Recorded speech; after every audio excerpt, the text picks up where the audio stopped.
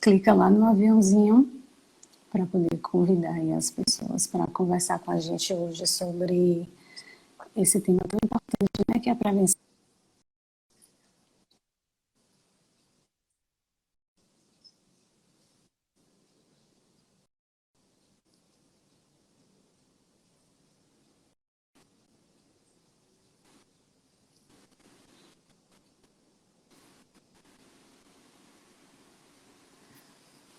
Confirma para a gente, por favor, se vocês estão ouvindo. Flávia, você me Olá, ouve? ouço, tudo bem? Você tá me ouvindo bem? Oi, estou te ouvindo bem também. O Tá. pessoal está ouvindo a gente bem?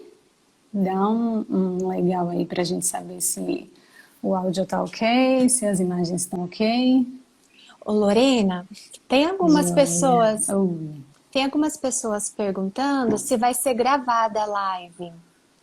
Até perguntar Vai, agora aqui, depois vai? a gente deixa no IGTV. Tá. E aí fica disponível para todo mundo. Muito bem, acho que a gente já pode ir começando. Então, pessoal, convida aí todo mundo para vir conversar com a gente. E bom, então, ontem, né, foi o Dia Mundial de Prevenção de Quedas e a Abrafim teve algumas iniciativas, né, inclusive com a parceria de 3 departamentos da associação.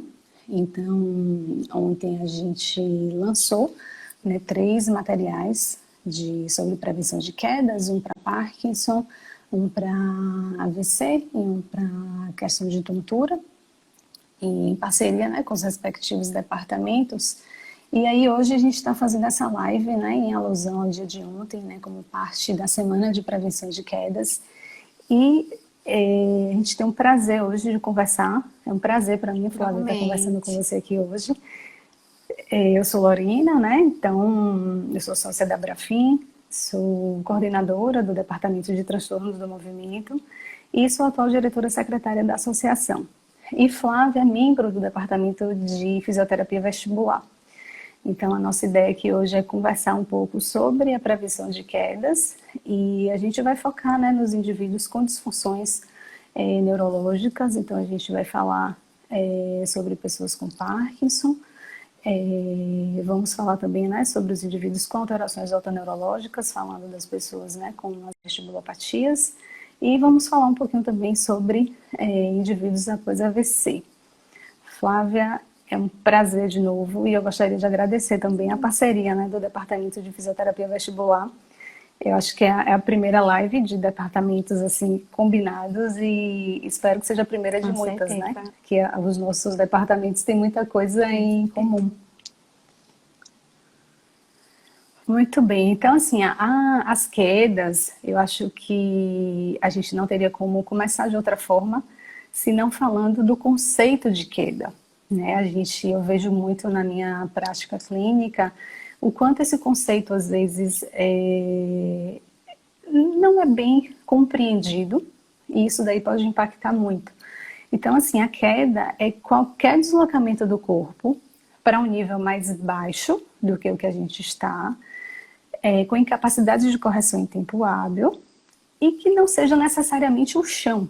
Então, assim, é uma coisa simples, mas que eu gosto muito de frisar com os pacientes, porque o que acontece comigo, pelo menos? Às vezes eu pergunto, teve alguma queda no último ano? E o paciente, não, nunca caí, não tive nada. E aí a gente vai, né, mas se pensar que a queda não só quando cai no chão, não é só quando se machuca. Já aconteceu alguma vez de estar caminhando em casa, se desequilibrar e cair em cima de um mobiliário da casa? Se eu for considerar isso queda, eu tenho várias quedas. Então, assim, a gente vê que isso impacta, né? Como é que é isso para você? Você observa isso também? Sim, eu atendo bastante idosos com disfunção vestibular e com Parkinson, e a gente vê muito isso na avaliação, né? Às vezes a gente pergunta, eu nunca caí, mas eu falo, e as quase quedas, né? Porque às vezes a pessoa desequilibra, ela segura em algo na casa, e esse é um fato importante, realmente a gente está explicando para o paciente, né, Lorena? Porque senão ele acha que ele não está caindo, né? E também eu acho importante a questão da quase queda. Uhum, isso, exatamente. E às vezes é subnotificado, né? E assim, como assim, a nossa intervenção, a gente vai falar um pouquinho sobre intervenção para prevenção de queda, então assim, se a gente não souber exatamente a situação, que o paciente tem uma situação de desequilíbrio e que ele cai, a gente não consegue oferecer intervenção específica para o que ele precisa, né? Então é uma coisa assim que eu sempre friso e eu acho que é uma coisa importante que a gente tem um hábito de fazer, né? Primeiro incluir a pergunta de quedas na nossa avaliação e não só perguntar, mas explicar ao paciente o que é a queda, né? Para a gente tentar minimizar essa subnotificação, né? Então,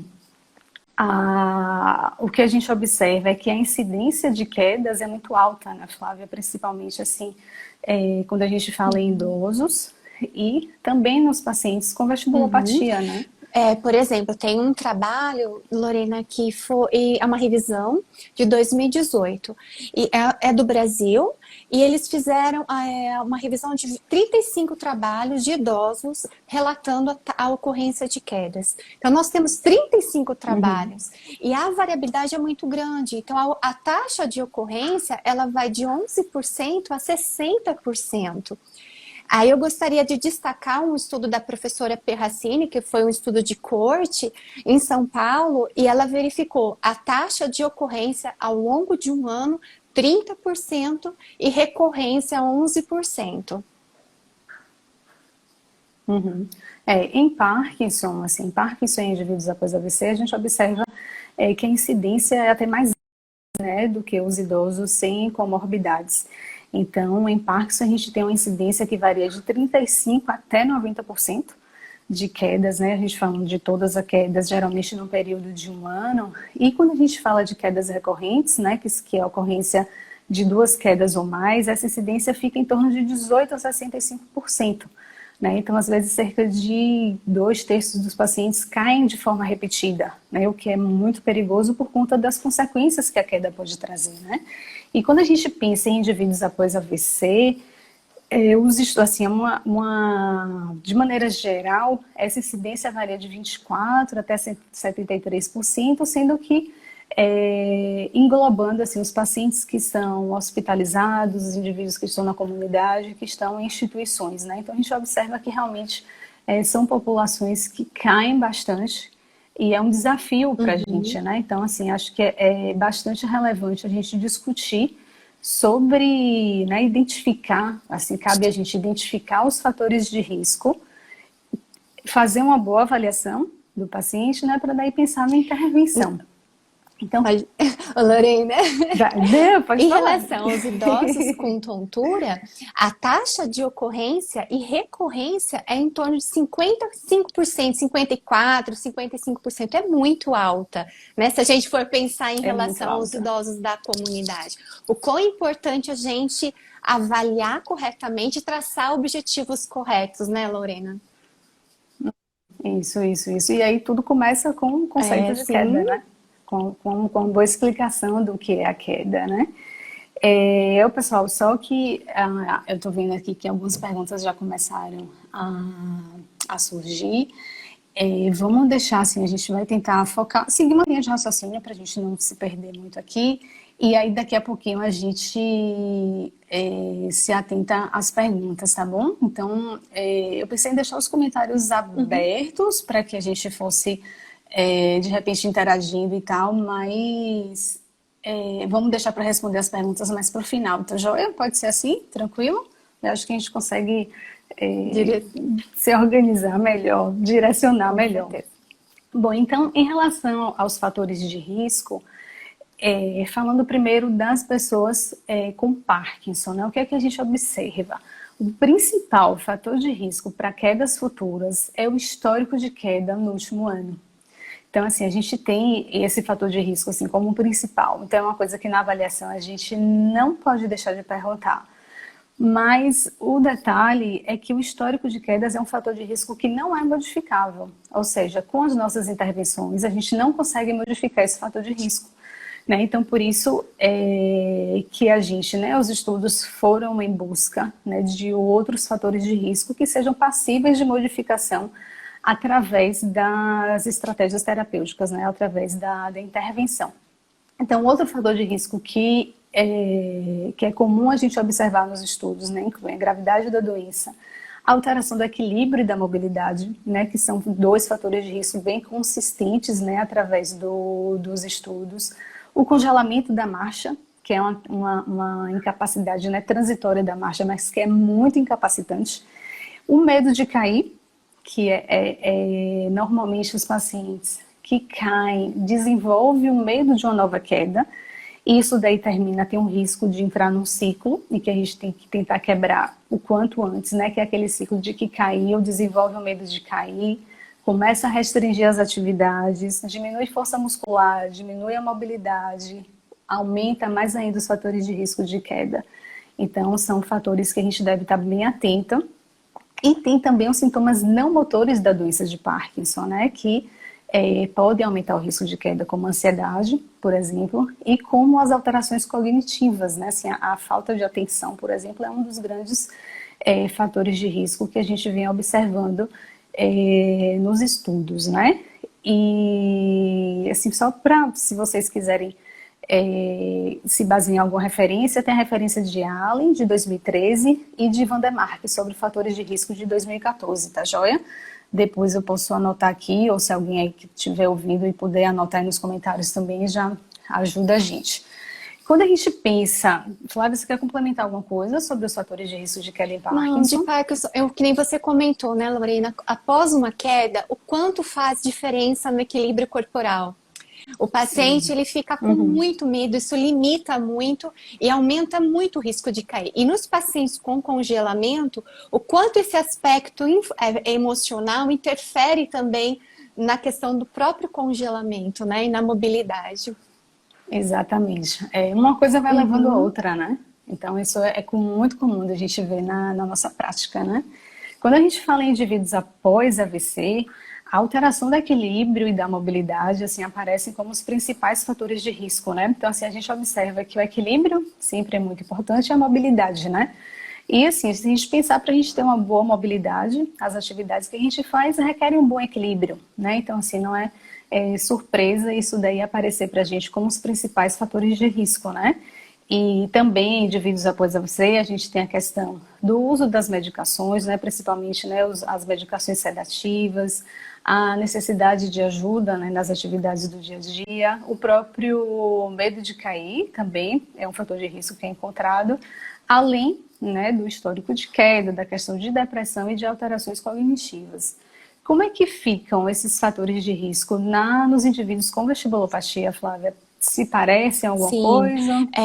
Principalmente a vertigem, né? Então, muitos pacientes, tanto nos pacientes com VPPB, nos pacientes com hipofunção unilateral, que ele tem muita vertigem, instabilidade, então são fatores de risco para quedas.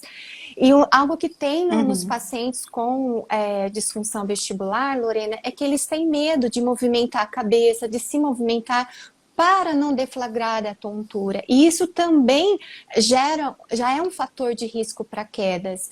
E um outro fator importante que você colocou é o medo de cair, é o histórico prévio de quedas, é depressão, ansiedade, os medicamentos, porque a gente tem que pensar que é uma população idosa que muitas vezes fazem uso de vários medicamentos para dormir. Então, isso também, todos esses são fatores de risco para quedas nos idosos com vestibulopatia. E também a gente percebe hoje que os pacientes com hipofunção vestibular bilateral, eles já têm estudos mostrando que eles apresentam uma redução do volume da formação hipocampal. Então, isso prejudica a navegação espacial e com isso também acaba... É muito comum a gente ouvir do paciente, me sinto meio perdido, eu não sei onde às vezes eu estou, fica com medo. Então, todos esses fatores são de risco para quedas nos idosos com disfunção vestibular.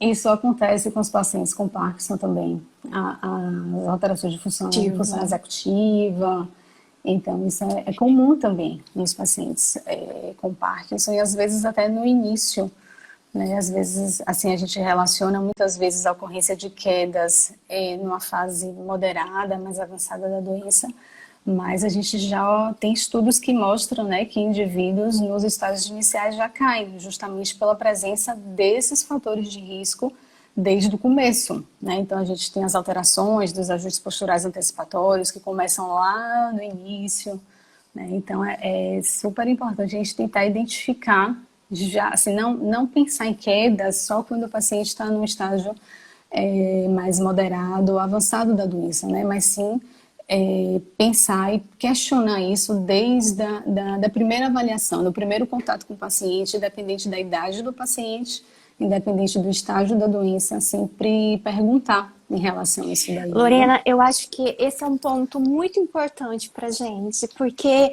às vezes o paciente vem para fisioterapia quando ele já tem uma queda. E eu acho que para todos os idosos com problemas neurológicos, otoneurológicos, o quanto é importante nós observarmos já as alterações do equilíbrio e não somente o relato de quedas nesses pacientes, né? Então, essa observação inicial, ela é muito importante. Ajustes posturais alterados, maior dependência da informação visual, da atenção para andar. Aí você observa também a dificuldade de divisão da demanda atentiva, porque ele tem que manter o equilíbrio e caminhar em um ambiente externo. Então, isso já acaba sendo alterações prévias que muitas vezes ele ainda não teve quedas, que é importante a gente observar. Ótimo. E como é que você costuma avaliar os seus pacientes, né? Você tem uma abordagem bem direcionada, né, para vestibulopatia e para Parkinson. Como é que normalmente você faz a avaliação? O que é que você considera para poder escolher um instrumento de avaliação? Lá no consultório, eu faço tanto avaliação, eu tenho duas avaliações importantes, a avaliação da função vestibular e a avaliação funcional, do equilíbrio corporal e do andar. Então, como eu atendo pacientes com Parkinson e vestibulopatas, eu gosto muito de usar a escala UBEST Test ou o Mini Best, e porque essa escala contempla várias tarefas de outras escalas que nós já utilizávamos. E eu gosto bastante dessas duas escalas para triar tanto a questão, esse paciente tem ajustes posturais compensatórios alterados, antecipatórios, a organização sensorial, o andar.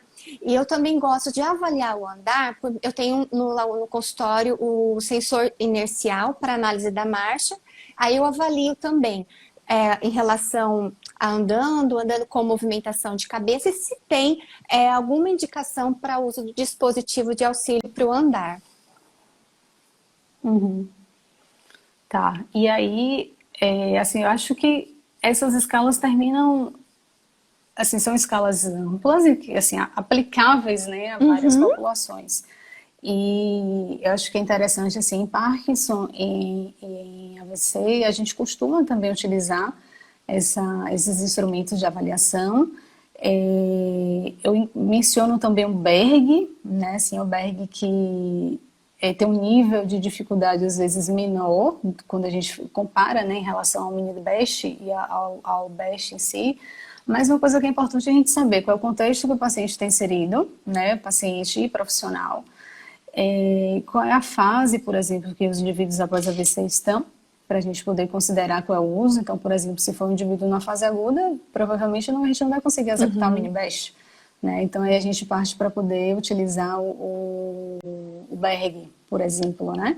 Então, eu acho que isso é importante a gente diferenciar e saber também que, apesar da gente utilizar a mesma escala em populações diferentes, cada escala tem um ponto de corte indicativo, né, de risco de queda ou indicativo de alteração de equilíbrio, a depender de cada população, né? Então, aí a gente não vai se ater aqui a falar pontos de corte de cada uma das escalas, mas vocês podem conferir naquele portal, que é o Rehab Measures, né, que tem várias escalas, as populações em que elas são validadas, os pontos de corte com níveis de sensibilidade, especificidade, então vale checar.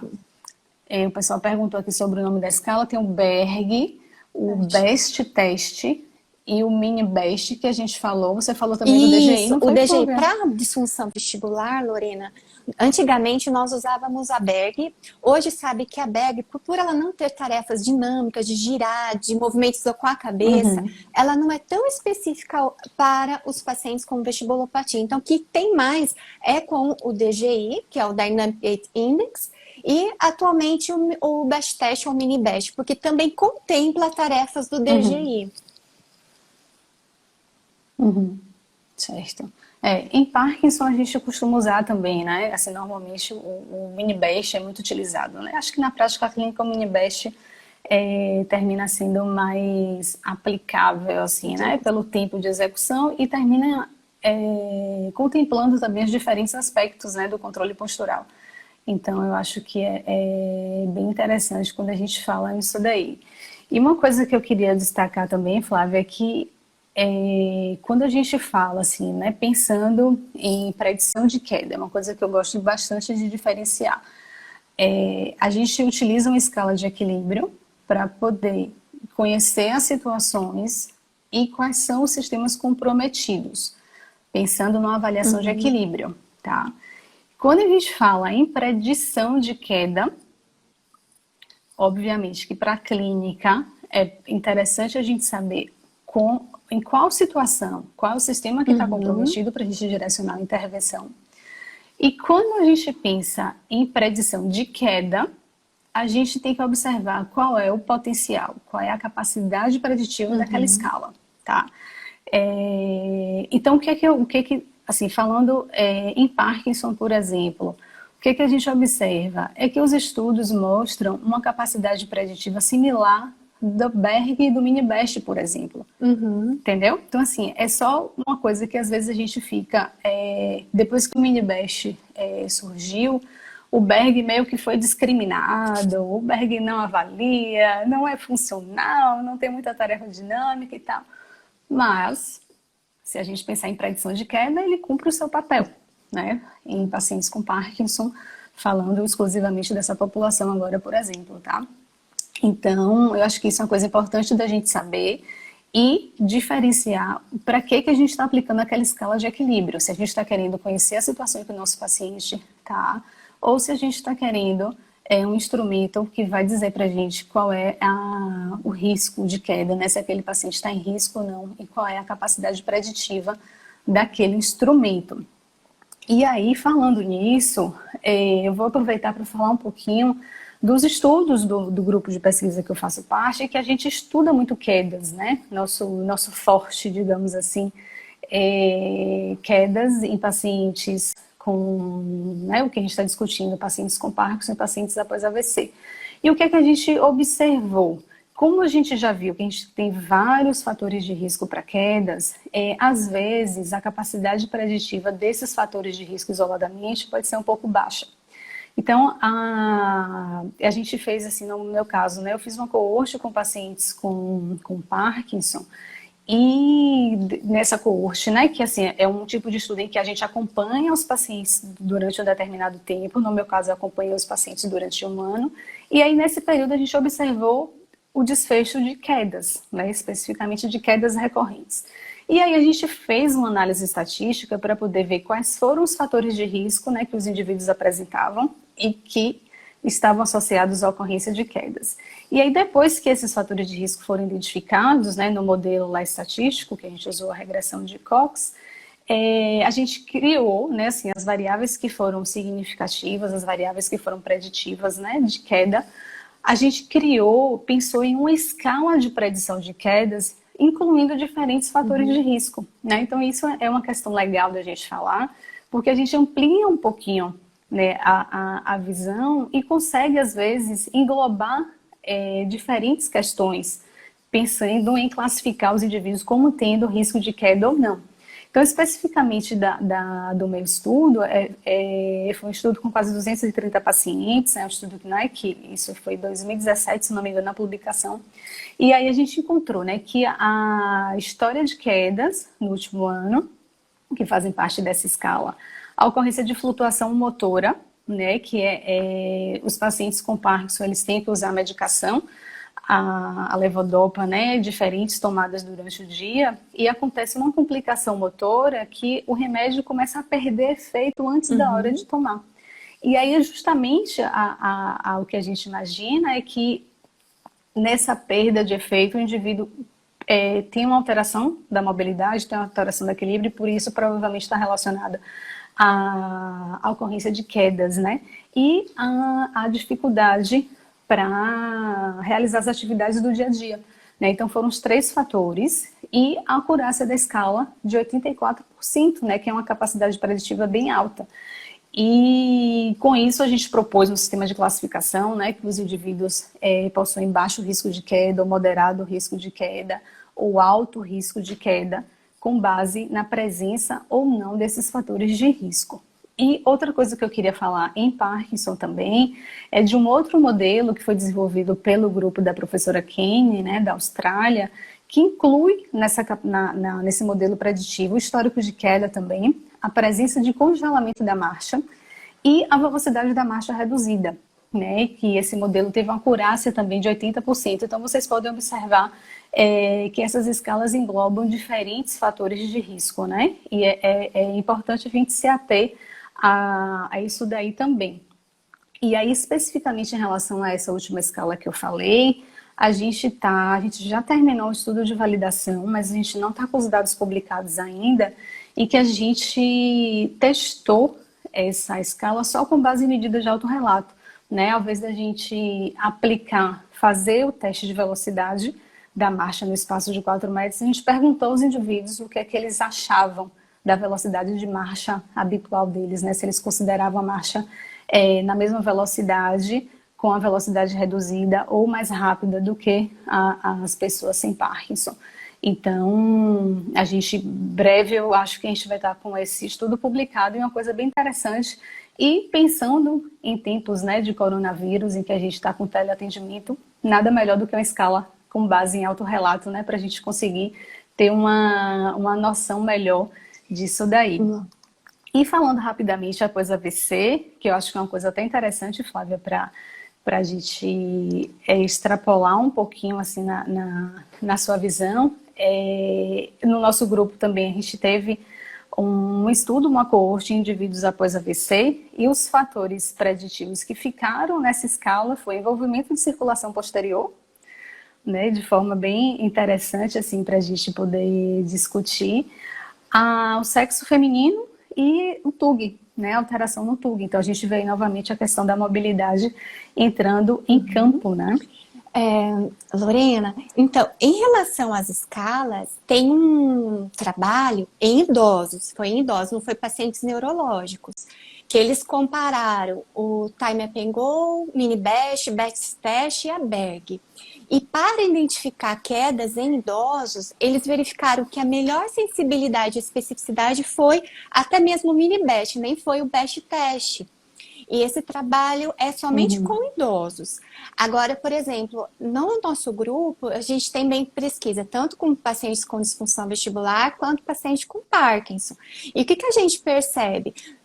Em relação, você falou sobre fatores preditivos de queda, mas em relação, se a gente pega antes desse paciente ter histórico de quedas, a gente usa uma escala, já separa. Porque eu sempre falo assim, a gente usa o Mini-Best, o DGI, eu sempre coloco, deu a nota de corte para risco de quedas, eu falo maior risco e menor risco, porque risco de quedas todo mundo pode ter, né? Então tem alguns trabalhos do nosso grupo que a gente separou pacientes com Parkinson com maior risco e menor risco. E nós avaliamos em plataforma de força, usando realidade virtual. E o que eu achei interessante, Lorena, é que às vezes o paciente ele mantém um bom controle sobre plataforma de força. Ele mantém um bom controle postural com os olhos abertos, com os olhos fechados, mas quando tem estímulos visuais, o sacádico, o optocinético, interação viso-vestibular, isso aumenta a oscilação corporal, reduz a reserva funcional do equilíbrio corporal. Então, isso também já é um fator importante para a gente, pensando em prevenção, porque esse ambiente visual móvel é o que acontece quando vai ao shopping, quando anda na rua, né? Então, às vezes, eu sempre falo assim, a gente vai atender no consultório, avalia no consultório, parede tudo branquinha, sem conflito. E esse estudo trouxe para a gente o quanto é importante a gente também avaliar esse paciente em diferentes conflitos, porque isso aumenta a questão da instabilidade e do risco de quedas. Um outro trabalho que foi feito com os pacientes com Parkinson, também lá do nosso grupo, foi estudar a inicialização do andar nos pacientes com Roniar 1, 2, e nós observamos bem no início. Né? Então, antes dele ter um problema, de uma instabilidade em retropulsão, nós observamos que já tem parâmetros alterados na inicialização do andar. Né? Que quando a gente avalia a inicialização do andar, é você sair da posição de apoio para a transferência. E nessa, a gente avaliou a diferença do centro de pressão e do centro de massa. E no paciente com Parkinson, esse deslocamento foi menor. E isso interfere nas outras fases da marcha. Então, também é um ponto muito importante para identificar e nós treinarmos quando falamos de tratamento, né? Porque até a gente conversou aí nos bastidores que às vezes o paciente vem quando ele tem quedas. E a gente está pontuando aqui estudos que avaliaram fatores preditivos de quedas e já mostraram alterações do controle postural, até mesmo antes desse paciente apresentar uma instabilidade em retropulsão. Né? E tem também um outro estudo do nosso grupo que a gente dividiu. A professora Juliana Gazola, acho que ela está nos assistindo, foi até do trabalho do doutorado dela, dividiu em idosos sadios, idosos com vestibulopatia com uma queda e quedas recorrentes. Nós avaliamos sobre plataforma de força em um ambiente virtual também. E nós percebemos os idosos com quedas recorrentes, os vestibulopatas, apresentaram redução da reserva funcional, aumento da oscilação corporal, redução do limite de estabilidade. Então, são parâmetros importantes que nós temos que ter para poder pensar em tratamento, em objetivos de tratamento, né? Esses estudos, assim, você observa também a questão de variabilidade da marcha. Sim. Principal... Né? Tem alguns estudos em Parkinson que mostram, né, assim, estudos que tiveram um resultado favorável em relação à redução de quedas e que uma das coisas que melhorou foi a variabilidade da marcha. Né? Principalmente nos pacientes com Parkinson e com congelamento. Né? Há uma variabilidade muito grande no padrão da marcha, né? Sim. É muita coisa, né? Assim, eu acho que a gente sempre tem que ter em mente, né? A gravidade da doença do paciente que a gente está lidando. Saber disso quando a gente está lendo os estudos, né? Que as coisas se comportam de forma diferente. A gente tem alguns ensaios clínicos em Parkinson, por exemplo, que fazem análise de subgrupo, né? Os indivíduos com menor gravidade da doença se comportam de uma forma em relação à supervisão do treino, né? Se é totalmente supervisionado ou não pelo fisioterapeuta, em relação ao ambiente, se o paciente é tratado em ambiente domiciliar ou se é tratado em um serviço, né? De fisioterapia. E para pacientes APHVC também, né? A gente tem as diferentes fases, os diferentes comprometimentos, então tudo isso daí é importante a gente ter bem claro, né? Assim, a gente abrir a mente e pensar nessas coisas quando a gente estiver lendo um artigo, né? Para a gente ter um cuidado na interpretação das coisas que a gente está lendo e tentar diferenciar justamente isso, né? Porque a professora Kenny sempre fala assim, a regra não vale para todos, né? Porque é diferente, né? A gente está tratando com indivíduos, né? E cada um tem as suas particularidades, cada um tem a sua gravidade diferente, a sua forma de lidar com as situações, né? Então isso daí eu acho que é bem interessante da gente sempre pensar E nisso daí, né? Lorena, o que você fala é um ponto muito importante, porque a gente lê muito, a gente faz trabalho, ensaio clínico, só que quando a gente vai fazer uma pesquisa, tem um critério de seleção muito importante, né? Para a gente poder Uhum. falar, não, é em relação ao sistema vestibular, é em relação à doença de Parkinson. Mas no consultório, a gente vai receber o paciente com déficit visual, auditivo, Uhum.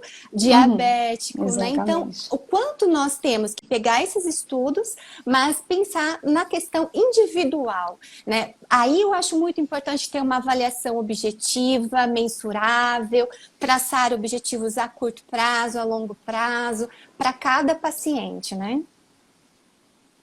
Sim, com certeza. Flávia, o tempo tá Eu voando. imaginei que o nosso roteiro. Já são quase oito h Meu 40 e a gente vai Deus! falar de prevenção agora, né? Eu acho que essa parte de prevenção a gente consegue abordar de uma forma bem geral, assim, porque são medidas que servem para todos, né? Relacionadas às questões ambientais, que com certeza o ambiente pode favorecer a ocorrência de quedas, a gente não tem dúvida disso daí. Então, o que é que você destacaria em relação às medidas gerais de orientação em relação à prevenção de queda, os fatores ambientais, os fatores comportamentais? A gente tem falado muito disso, né? O comportamento de risco para queda. A gente está validando uma escala também que é só de comportamento de risco para queda. Então, tem muita coisa interessante aí para a gente abordar, né? Lorena, eu acho muito importante, porque até que os fatores comportamentais. Em relação aos ambientais, a gente sabe a questão de piso liso, piso molhado, essas calçadas irregulares. Às vezes eu acho um absurdo, aqui em São Paulo, vários restaurantes agora colocam mesa fora na calçada, então isso limita muito para as pessoas que estão andando. Em relação aos Uhum. fatores comportamentais, tem um ponto que eu falo muito com os meus pacientes, é o comportamento sedentário também, né? Às vezes você tem paciente com uma hipofunção vestibular apenas, mas esse paciente não realizar os exercícios, deixar de se movimentar, ele vai apresentar complicações secundárias. E o comportamento sedentário, isso favorece muito. Também a questão da hidratação, muitos idosos passam a não se hidratar Uhum. corretamente, também é uma questão de tontura, né, sapatos, e uma questão que eu falo para todos, eu acho assim, que no box do banheiro já deveria ser entregue com a barra de proteção, né? Mas muitas pessoas têm preconceitos em relação a isso, mas eu acho que isso é um mecanismo ambiental, é um fator ambiental muito importante, né? Teve uma. Uhum. Teve até só um parêntese aqui, um comentário de um arquiteto, né, falando fatores preditivos de queda é importante para nós Ah, arquitetos, né, muitas solicitações de adequação de imóveis, sim! sim, com certeza, né, a gente é uma coisa que precisa ser feita, né, e às vezes tem muito Perfeito. preconceito em relação a isso daí, passa às vezes a imagem de que, eu preciso já de alguma adaptação, preciso de alguma coisa, porque eu tô mal. Não é, assim, é prevenção. Quando a gente fala em prevenção, a gente costuma dizer que a prevenção é o melhor Com tratamento certeza. para quedas, né? Então, assim, a ideia sempre é prevenir, né? O que mais que de comportamento que você queria Eu queria até destacar? destacar a questão do ambiental. Uso de medicamentos sem prescrição médica também é um fator comportamental. Mas ambiental, teve uma paciente recente que eu atendi com Parkinson e ela foi descer uma escada e sofreu uma queda. Mas ela não tinha alto risco de cair. Porém, a escada não tinha corrimão e era degrau, o degrau era pequeno. Eu falei para ela, olha o quanto o fator ambiental prejudicou. E depois disso, Lorena, acabou Uhum. tendo medo de cair, né? E aí nós conseguimos observar uma piora do equilíbrio pela essa questão emocional, né? Uhum. Então essa questão ambiental é muito importante. Sim, sim, com certeza. E tem algumas coisas assim que são básicas, por exemplo, tirar os tapetes soltos de casa, arrumar os fios, né? Tirar os fios, às vezes fio de telefone, fio de computador, cabo daqui, cabo dali, cabo de antena, cabo de telefone e de tomada, né? E são coisas simples às vezes que podem evitar uma queda com uma consequência potencialmente Uhum. grave, né? Então, eu acho que essas medidas ambientais são bem importantes da gente incluir na nossa avaliação também, a gente perguntar, né, como é que é cada cômodo da casa do paciente, a gente tentar conhecer e tentar orientar isso daí também. Inclusive, o folder, né, que foram publicados ontem, eles estão disponíveis no site da Abrafin gratuitamente. Tem essas orientações, né, sobre o ambiente domiciliar seguro, né? Então, assim, às vezes uma alteração simples já é suficiente para a gente reduzir o risco de Sim. queda, né? E uma coisa bem interessante. E o que eu queria complementar, mais assim, em relação ao comportamento de risco de queda, são algumas atitudes, assim, por exemplo, não subir em banco para poder alcançar alguma coisa no alto, né? Assim, ter sempre algum apoio firme para poder subir, né? Não só pegar aquela cadeira que está ali, às vezes é uma cadeira de rodinha, uma cadeira giratória que está ali, você pega para poder subir em alguma coisa. Óculos, né? Limpeza de óculos, às vezes é uma questão simples, principalmente se for óculos bifocal, multifocal, que às vezes gera um pouquinho de confusão, né? Imagine se esse óculos está sujo. Então, assim, são coisas do dia a dia, calçado, não usar sandália de dedo, né? É tão comum a gente receber um paciente, o paciente tá com chinelo, tá com sandália de dedo, então assim, né, básico, a gente tem que olhar, a gente tem que avaliar o paciente como um todo, né, tem que observar tudo isso Tem um daí. paciente que eu atendi recentemente, ele estava com sapato, eu fiz a avaliação, ele estava com um sapato largo. Eu falei, mas sapato tá largo pro pé do senhor, mas assim, 2 dedos. Ele, mas é confortável. Eu falei, bom, é confortável, porém não é o ideal. Uhum, Então, essa questão do sapato é muito exatamente. importante. E é tão simples, Sim. né? Assim, às vezes é uma coisa simples de resolver.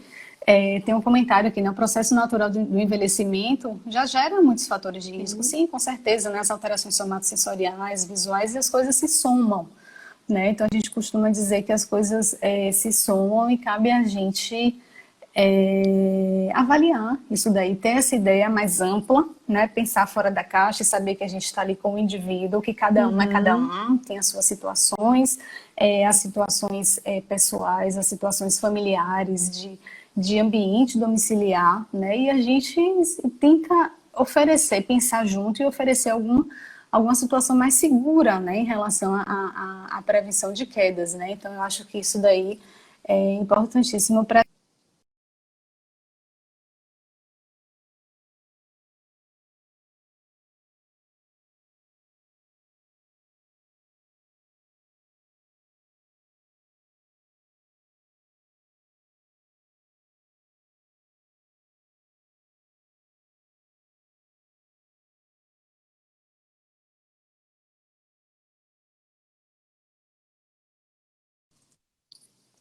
Voltou? Voltou. Olha, a primeira live que eu fiz aqui da Brafim teve um panelaço em plena live, então cheia de emoções. Mas vamos lá.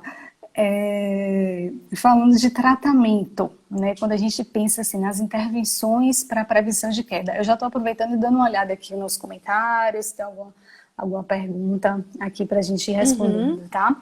O que é que você me conta aí? A gente sabe assim, a gente tem boas evidências, né, das intervenções para prevenção de quedas em idosos, né, saudáveis, sem comorbidades, né, com as intervenções baseadas em exercício, intervenções multifatoriais. Como é que é isso em pacientes com vestibulopatia? Então, é muito importante a avaliação. Então, a gente fazendo uma boa avaliação, a gente passa a ter um bom plano de tratamento. Nos pacientes com disfunção vestibular, é muito importante desencadear a vertigem e o desequilíbrio corporal. Eu falo assim, Lorena, não adianta treinar o equilíbrio sentado apenas, a não ser que o paciente não consiga ficar em pé, a gente tem que trabalhar tronco.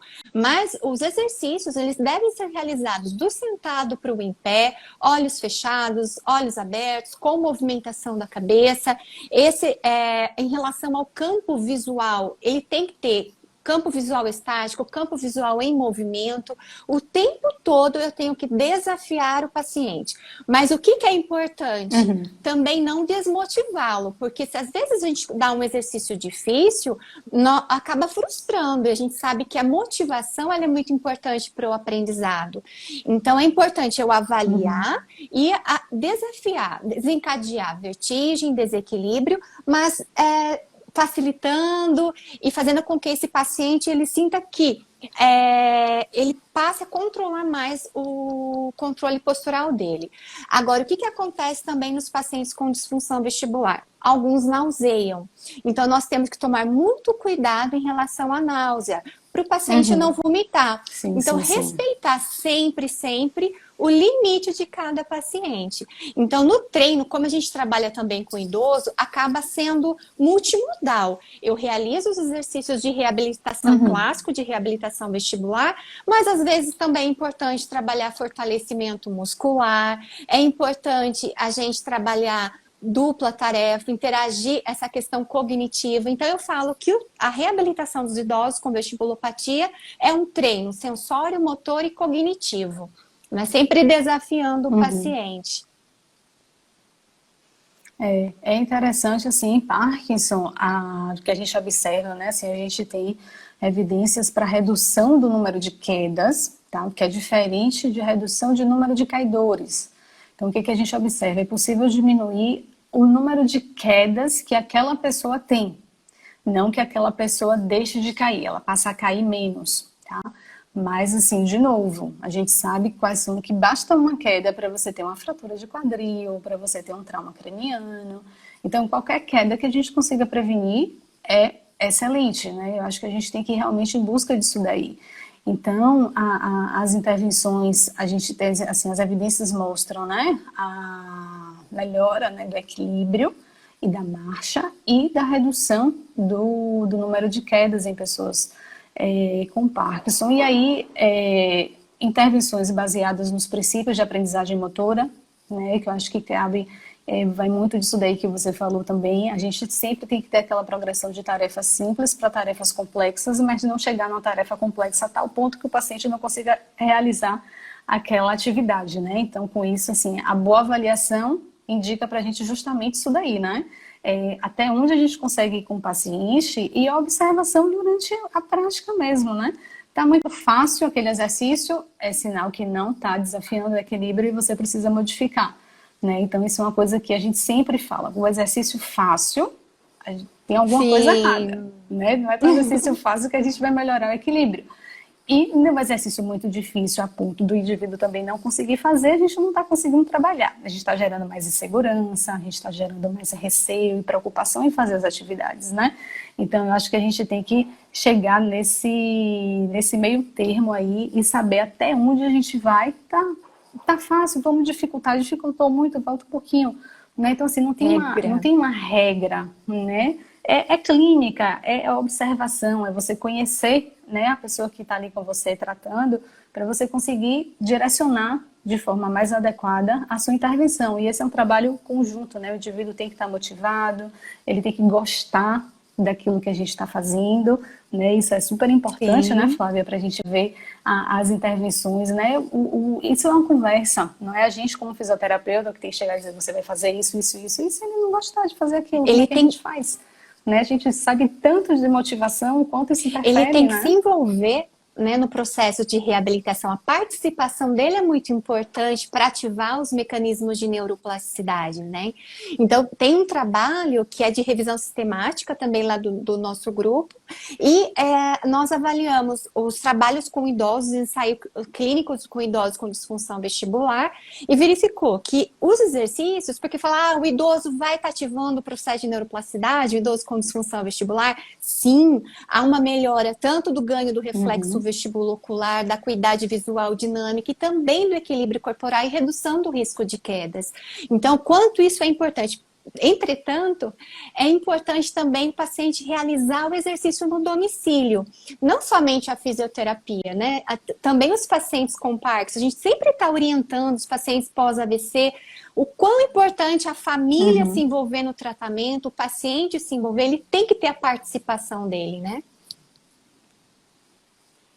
Tá. E indivíduos após AVC, como é que é a sua prática? Assim, o que a gente observa na literatura é que às vezes tem uma variação muito grande, né? Como a gente falou, da mesma coisa que vale, né, para a incidência de quedas e para os fatores de risco, né? Os indivíduos em diferentes fases de AVC, a gente não pode considerar como sendo do mesmo grupo quando a gente observa os estudos, né? O contexto em que esse indivíduo está inserido, né? Se é um ambiente hospitalar, se é residente da comunidade, então tudo isso daí interfere muito também, né? Então, assim, é importante a gente ter essa noção de sempre ver a gravidade da lesão, né? Ver o tempo que esse indivíduo teve após o AVC. Como é a sua experiência em relação a isso Lorena, e daí? é bem isso que você falou, no AVC há uma variabilidade muito grande, de acordo com o tipo de lesão, a área comprometida, né? Às vezes também o tempo pós-lesão, os pacientes, eles vão fazendo ajustes compensatórios que eles aprenderam, e isso pode também estar provocando complicações secundárias no próprio padrão da Uhum, marcha. Né? Então, assim, por exemplo, alguns pacientes que têm uma hipertonia de membro superior, eu fiz um curso Bobat e eu lembro que foi discutido sobre isso. Ele apresenta instabilidade e isso pode ter uma relação do sistema vestibular com o aumento do tônus. Então, cada paciente, ele é uhum, individual. Então, tudo vai depender da avaliação. Porém, o treino de equilíbrio, do andar, o processo, acaba sendo muito similar a diferentes populações, né? Treinar em diferentes contextos sensoriais, trazer a questão funcional para o treinamento, não ser um treinamento uhum. individualizado, um sistema individualizado, a questão do treino de força, treino aeróbio, então tudo isso faz parte do contexto e depende muito da avaliação de cada paciente. Uhum, joia. Alguns comentários aqui. É muita gente querida, Flávia, com a Opa! gente aqui. A Alquema está aqui com a gente. Teve uma pergunta aqui de uma pessoa perguntando: esse vestibular que vocês falam é tontura? Sim. Sim, né? O sistema vestibular é a questão de tontura que a gente está se referindo mesmo. A importância de incluir as escalas específicas, né, na avaliação da gente da fisioterapia. E a gente até recebeu uma pergunta, Flávia, falando de indivíduos com Parkinson com a gravidade maior e a questão de congelamento da marcha, né? E a dúvida foi o que é que poderia ser feito, que o indivíduo conseguia utilizar bem algumas pistas visuais em ambiente interno, mas em ambiente externo isso não era muito comum. O que a gente observa é que além das pistas visuais, as pistas auditivas também podem ser interessantes, Muito. né? As pistas auditivas eu acho bem interessante, eu utilizo com os pacientes, eu coloco peço para colocar fone e ter a marcação. Tinha um aplicativo, mas eles fecharam, chamava Parking Sound, que buscava, você chegou a ouvir? Sim, eu usava muito esse Então, é aplicativo. muito interessante para o treino do andar desses pacientes, né? Então, e é uma coisa prazerosa, porque é uma Uhum. música, não fica só né, a marcação. Podia até vincular a playlist no Sim, Spotify, lembra? Que sim, a gente pegava as listas e botava, né? Era bem sim. interessante. E teve uma pessoa até que perguntou que é pior quando a gente ajuda o parkinsoniano na marcha, o que a gente orienta?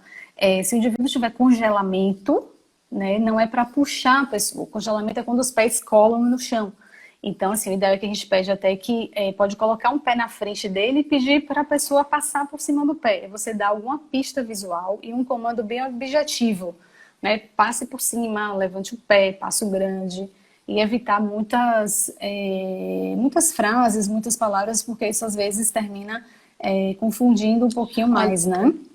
Nosso tempo está ai, quase acabando, Flávia. É um tema gostoso, tão, né? tão gostoso de falar, né? Eu sei que eu tenho meu viés para poder conversar sobre quedas, ainda mais, né, em Parkinson, que é a minha carcaça, digamos assim. Mas se deixar, a gente fica aqui conversando, Lorena, né, falaram sobre o sobre o tema. metrônomo. Eu acho muito legal. Eu peço para o paciente baixar o Sim, sim, aplicativo sim. no celular e também treinar em casa, além no consultório.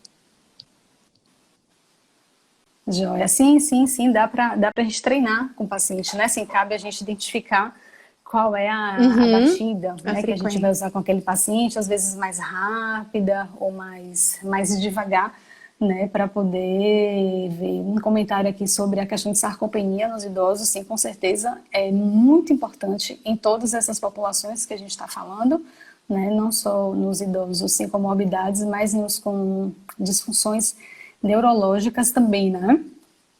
Flávia, mais alguma pergunta aí que você me Tá. ajuda aí? Tem muita coisa aqui que eu tô vendo. Dupla Ah, tarefa. sim! Dupla tarefa pode ser prejudicada. Sim, dupla tarefa a gente observa muitas vezes uma redução do desempenho da marcha, por exemplo, em dupla tarefa, né? E é um fator de risco para quedas, né? Já tem alguns estudos que mostram isso. É uma coisa que assim, acho que não tem ainda uma constância assim, de relatos, né? A gente observa alguns estudos que mostram, outros que não mostram, mas o que a gente observa na prática é que os indivíduos em realização de dupla tarefa termina tendo um desequilíbrio maior, mas não, isso indica que a gente tem que tratar o indivíduo em condição de dupla tarefa e não fazer, porque é impossível a gente viver sem dupla tarefa, né? O que a gente costuma dizer assim, por exemplo, é evitar subir uma escada fazendo alguma coisa ao mesmo tempo, prestar mais atenção em alguma coisa.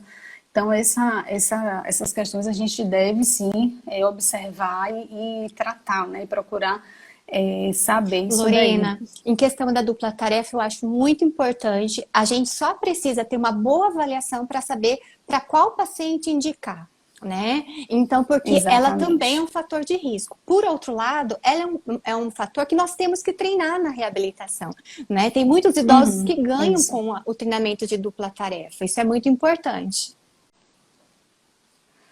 Com Como está certeza. nosso tempo? Acho que daqui a pouco aparece o reloginho aqui. Ainda está aparecendo o reloginho? Acho que tá, né? A gente tem, pela minha conta aqui, a gente tem 3 minutos para poder finalizar. Deixa eu ver se tem mais alguma pergunta aqui. Mas assim, eu acho que a gente conseguiu, Flávia. Pega uns comentários aqui, ó. Hudson falando de uma escala que consegue avaliar os fatores intrínsecos e extrínsecos. Então, dê uma olhadinha aí nos comentários também que a gente consegue ver. Flávia, eu acho que a gente não tem tanto tempo mais, mas assim, eu acho que a gente conseguiu, nesse curto espaço de tempo, conversar um pouquinho, esclarecer algumas coisas, né? Lembrando sempre, a avaliação com fisioterapeuta neurofuncional é fundamental, né? Para a gente conseguir traçar um bom plano de tratamento, né? Quando a gente pensa em quedas. Então, assim, foi um prazer muito grande conversar com você. A gente conversou muito nessa semana, né, para planejar o que a gente alinhar as coisas, né, as questões principais que a gente poderia abordar.